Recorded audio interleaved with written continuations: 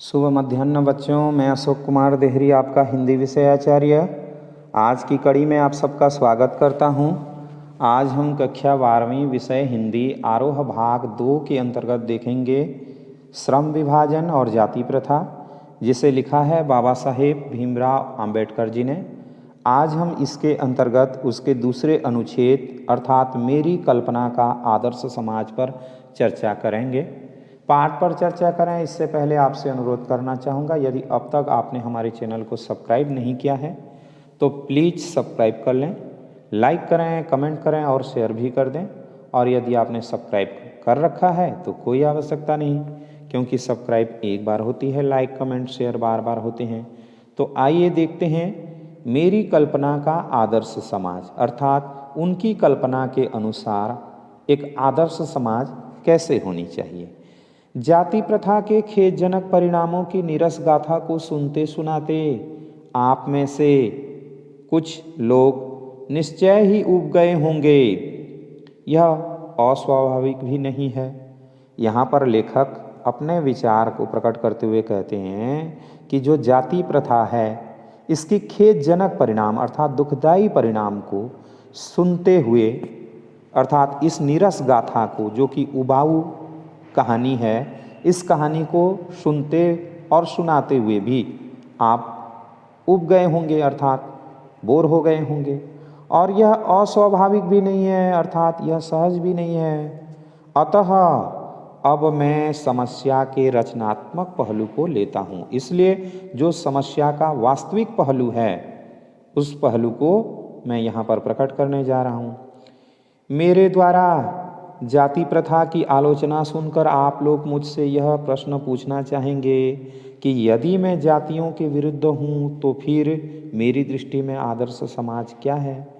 और यह बात सच है कि जो लोग जाति प्रथा को मान्यता देते हैं, वह लेखक के द्वारा जब जाति प्रथा की आलोचना की जा रही है अर्थात बाबा साहेब के द्वारा उसकी आलोचना की जा रही है, तो उसको सुनने के पश्चात उन्हें अवश्य प्रश्न करना चाहेंगे कि उनके नज़रिए में जाति प्रथा ठीक नहीं है, तो फिर आदर्श समाज क्या होना चाहिए।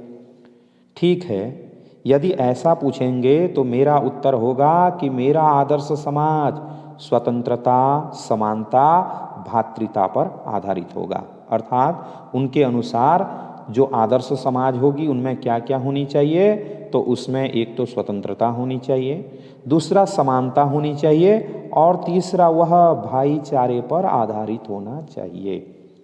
क्या यह ठीक नहीं है? भातृता अर्थात भाईचारे में किसी को क्या आपत्ति हो सकती है। लेखक प्रश्न करना चाहते हैं कि ऐसा उनके द्वारा जो कहा जा रहा है क्या यह ठीक नहीं है क्या? भाईचारे से किसी को तो कोई आपत्ति नहीं होनी चाहिए।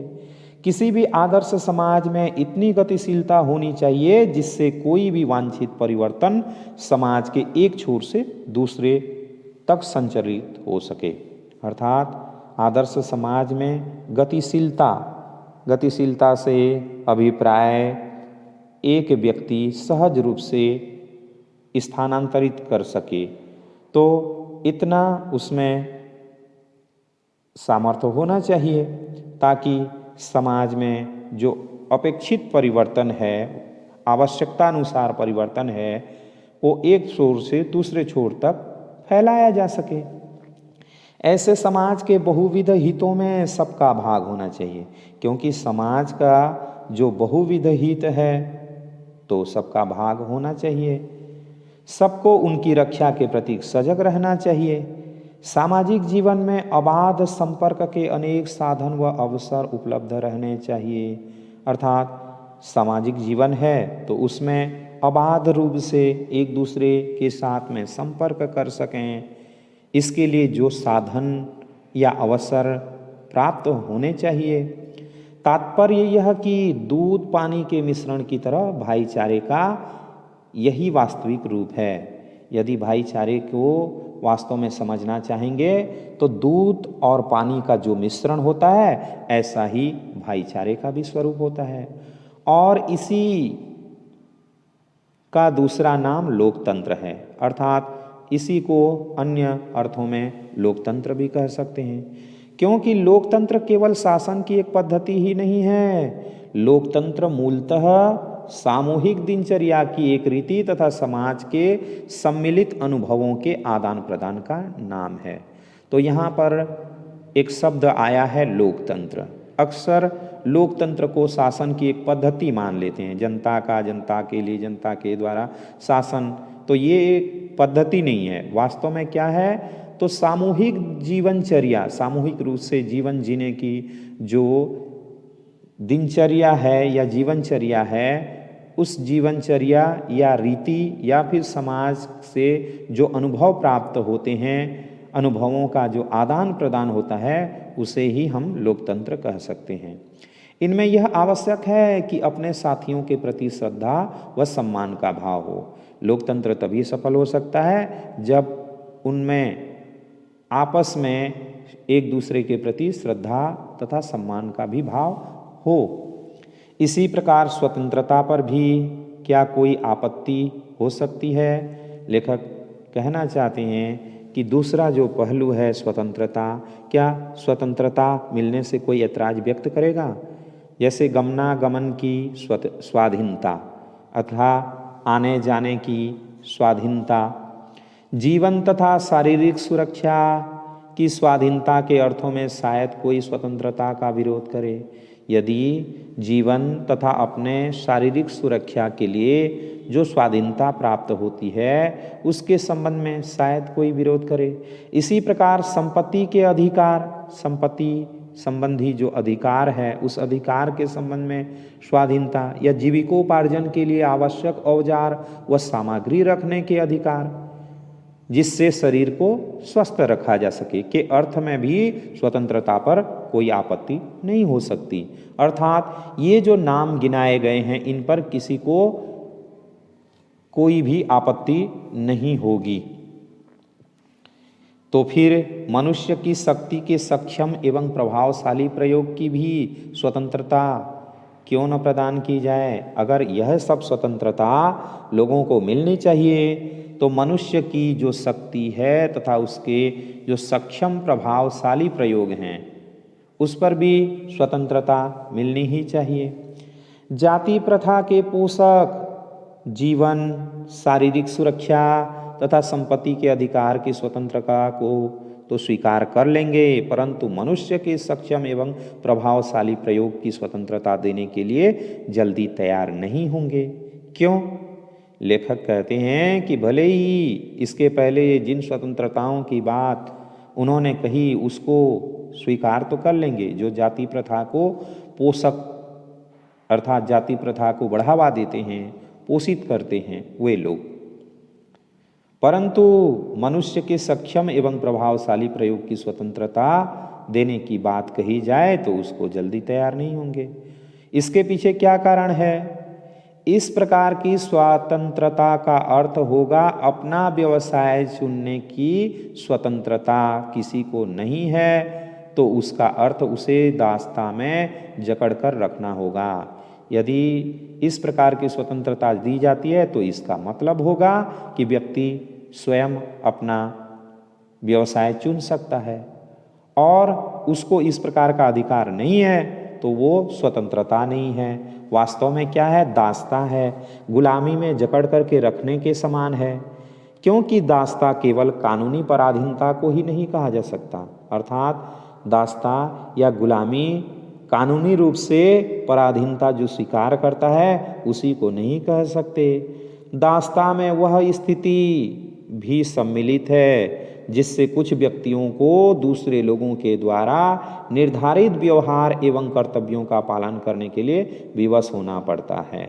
अर्थात इस प्रकार के व्यवहार न चाहते हुए भी करना पड़ता है।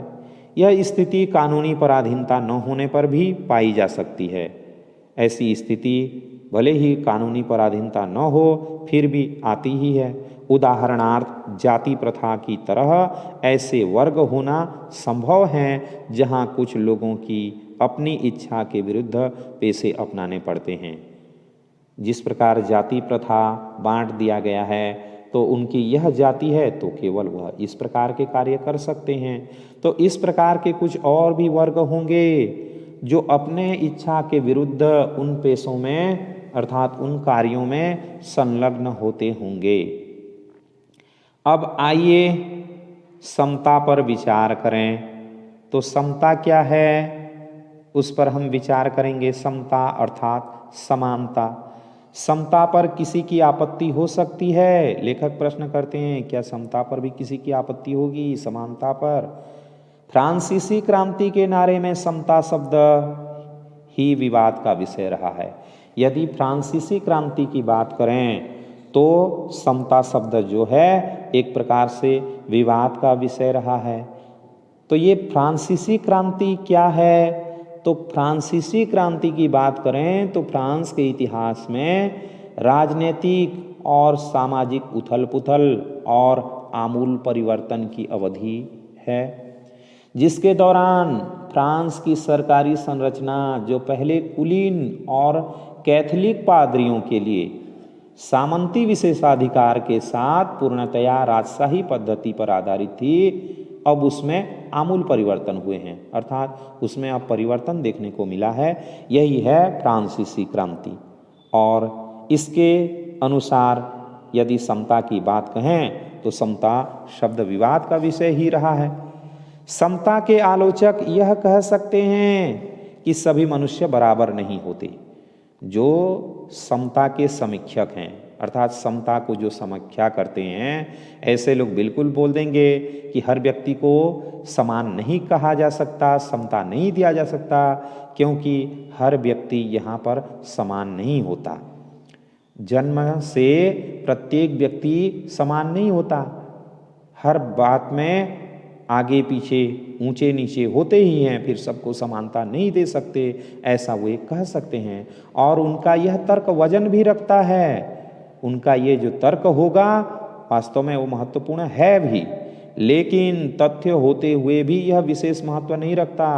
भले ही इस बात में तथ्य है, घटना है, फिर भी इसको हम विशेष महत्व नहीं दे सकते, क्योंकि शाब्दिक अर्थ में समता असंभव होते हुए भी यह नियामक सिद्धांत है, अर्थात यह एक प्रकार से शास्त्रानुसार सिद्धांत है।